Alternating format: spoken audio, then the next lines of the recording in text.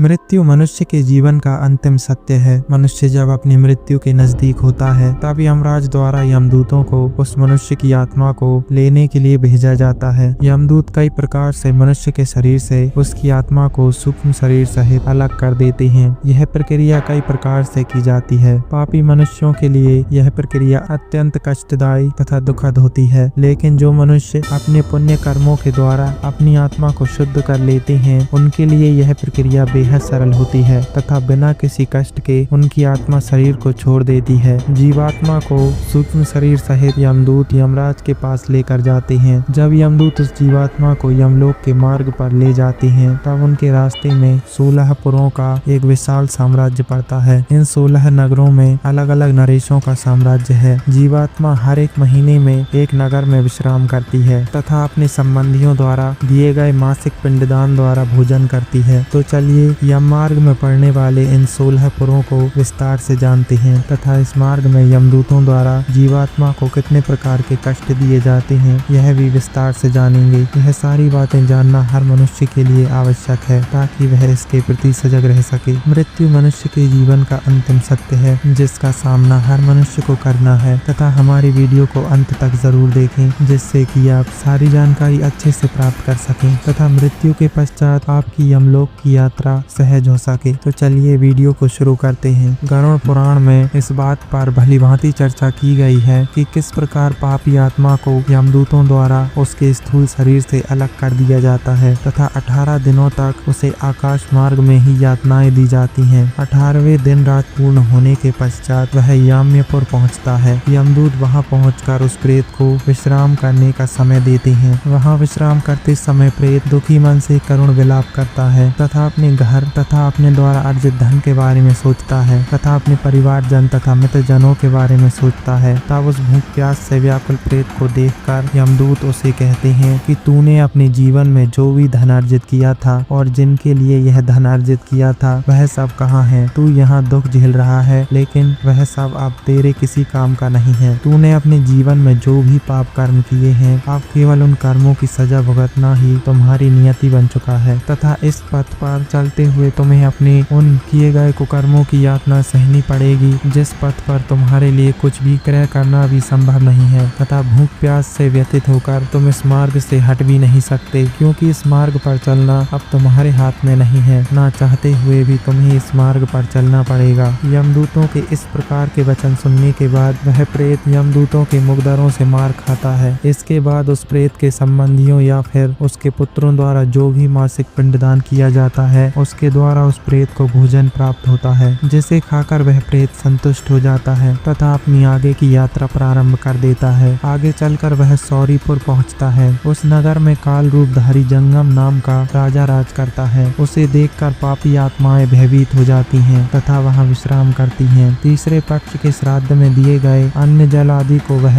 वहीं पर ग्रहण करता है। इसके बाद वह नगेंद्र भवन नाम की नगरी की ओर चल देता है। रास्ते में भयानक वनों को देखकर वह प्रेत भयानक करुण विलाप करता है। 2 मास के समय उपरांत वह उस नगर में पहुंच जाता है। यहाँ वह अपने बंधु बांधवों द्वारा दिए गए अन्न को ग्रहण करता है। तीसरे मास में वह गंधर्व नगर पहुंचता है। तीसरे मास के श्राद्ध पिंड को वह इसी स्थान पर खाता है। इसके बाद वह चौथे मास में सैलागम नगर पहुंचता है। वहाँ प्रेत के ऊपर पत्थरों की वर्षा होती है। प्रेत यहाँ पर चौथे मास के श्राद्ध पिंड को खाकर तृप्त होता है। 5वें मास में प्रेत क्रौंचपुर जाता है। यहाँ पर वह अपने पुत्रों द्वारा दिए गए 5वें मास के श्राद्ध पिंड को खाता है। इसके बाद प्रेत क्रूरपुर नामक नगरी पहुँचता है। अपने पुत्रों के द्वारा दिए गए 6ठे मास के श्राद्ध पिंड को वह इसी स्थान पर खाता है। वह प्रेत यमदूतों द्वारा दी गई यातनाओं को सहते हुए इस पुर को पार कर जाता है तथा विचित्र भवन की ओर प्रस्थान करता है। यमराज का छोटा भाई सौरी यहाँ के राज्य पर राज करता है। 5 मास 15 दिन पर उषान मासिक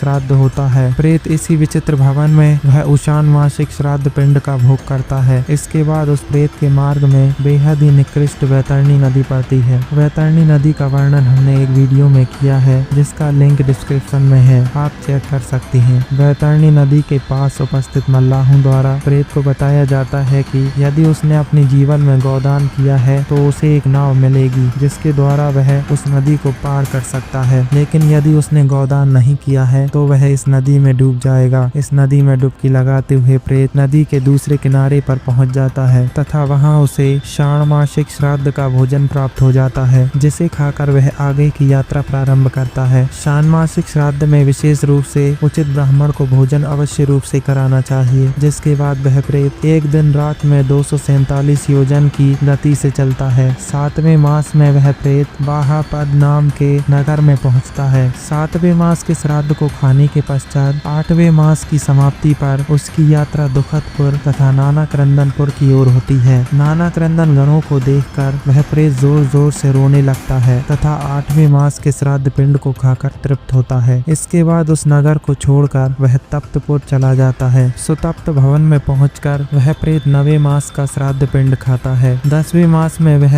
रौद्र नगर जाता है। 10वें मास के श्राद्ध पिंड को खाकर आगे स्थित पयोवर्षणपुर की ओर चल देता है। वहां पहुंचकर वह 11वें मास का भोजन करता है। इस स्थान पर इतनी तीव्र वर्षा होती है जो कि प्रेत को अत्यंत कष्ट पहुंचाती है। इसके बाद वह प्रेत निरंतर आगे बढ़ता रहता है। अत्यंत कड़कती धूप से वह प्रेत व्यथित हो जाता है तथा 12वें महीने में जो भी पिंडदान उसके पुत्र ने दिया है वह इसी स्थान पर खाता है। इसके बाद 1 वर्ष की समाप्ति पर अथवा 11 मास 15 दिन बीत जाने पर वह सीतांडेपुर जाता है, जहाँ पर प्राणियों को कष्ट देने वाली अत्यंत ठंड पड़ती है। वहाँ पर भूख प्यास से व्यथित प्रेत चारों दिशाओं में देखता है तथा कहता है कि क्या कोई बंधु बांधव है जो मुझे इस कष्ट से दूर कर सके। ऐसा कहकर वह प्रेत है देव करके खुद को कोसता है कि उसने किसी भी प्रकार का पुण्य संचित नहीं किया है। इसके बाद वहाँ से 44 योजन तक फैला गंधर्व तथा अप्सराओं से व्याप्त अत्यंत मनोरम बहुधर्म भीतिपुर पड़ता है, जहाँ 84 लाख मूर्त एवं अमूर्त प्राणी वास करते हैं। इस पुर में 13 प्रतिहार हैं जो कि ब्रह्मा जी के पुत्र हैं तथा श्रवण कहलाते हैं। इनमें से 8 प्रतिहार हर मनुष्य के अच्छे बुरे कर्म के बारे में जानकारी रखते हैं और वह यह सारी जानकारी चित्रगुप्त तथा यमराज को देते हैं। इन सब की पृथक पृथक श्रवणी नाम की उग्र पत्नियां भी हैं। इनके पास भी उनके पतियों के समान ही शक्तियां हैं। कोई भी मनुष्य यदि इनकी पूजा दान धर्म व्रत आदि करता है तो उनके लिए यह सौम्य स्वभाव के हो जाते हैं तथा मृत्यु के समय वह इन्हें कष्ट भी नहीं पहुंचाते। आज की वीडियो में हमने यम मार्ग में पड़ने वाले सभी पुरों के बारे में विस्तार से जाना तथा किस प्रकार मासिक पिंडदान द्वारा किसी भी जीवात्मा को भोजन प्राप्त होता है वह जानकारी भी आपको प्राप्त हुई। अब आप यह जान चुके होंगे कि मृत्यु के पश्चात आपकी यमलोक की यात्रा किस प्रकार की होगी तथा आप किस प्रकार दान धर्म व्रत आदि से अपनी इस यात्रा को सुखद एवं सुलभ बना सकते हैं। यदि आपके पास कोई ऐसा सवाल है जो कि आप हमसे पूछना चाहते हैं तो कमेंट बॉक्स में पूछ सकते हैं। हम वीडियो के माध्यम से उस सवाल का जवाब देने का प्रयास करेंगे तथा और भी ऐसी ही वीडियो को देखने के लिए हमारे चैनल को सब्सक्राइब करें तथा हमें मोटिवेट करने के लिए हमारे वीडियो को लाइक करें। धन्यवाद। जय भगवान नारायण।